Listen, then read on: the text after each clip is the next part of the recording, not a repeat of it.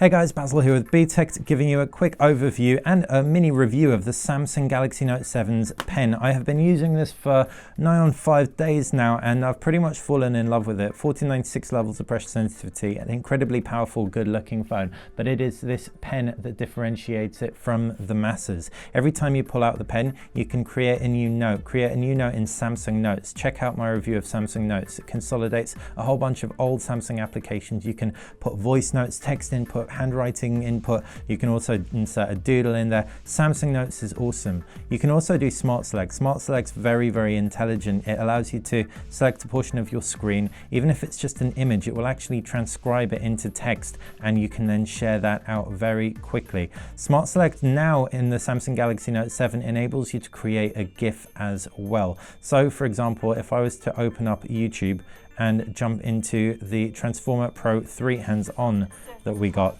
we can grab Smart Select, GIF animation, we can then move that and record a GIF.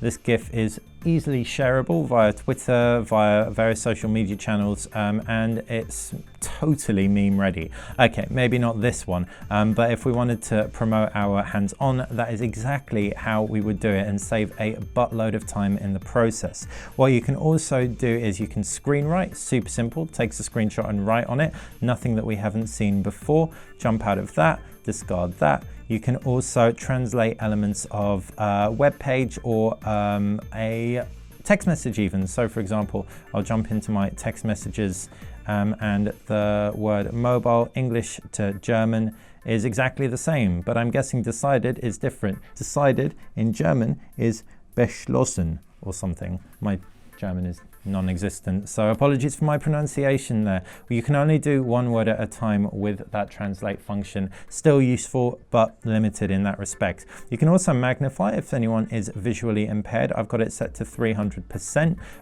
but you can change the magnification setting pretty extensively. And finally, you've got glance. Glance is the weirdest one. So if you are in an application like YouTube, for example, and you crack open glance, it will minimize the window. You can get on with whatever it is you're doing, but then if you hover over it, you can interact with that actual application until you stop hovering over it, and then you can hover over it again to re-interact with it and then unhover over it to stop interacting with it. Pretty random, pretty handy if you have an application that you jump in and out of on a regular basis like Twitter or whatnot. You can then jump out of that application and press it. You can drag it up to the top to remove it. So glance is probably the most random. I'll say the most useful is definitely Smart Select. Create a new note in terms of Samsung Notes is awesome based on the fact that the application is awesome. So like I said, if you haven't seen it already, check out my review. So that's my overview of the S Pen features. As far as my review goes, interaction with this thing is fantastic. The functionality really does mean that it's the richest device on the market right now in a lot of respects, definitely when it comes to pen input. Hats off Samsung for really thinking about pen input in a holistic software hardware sense.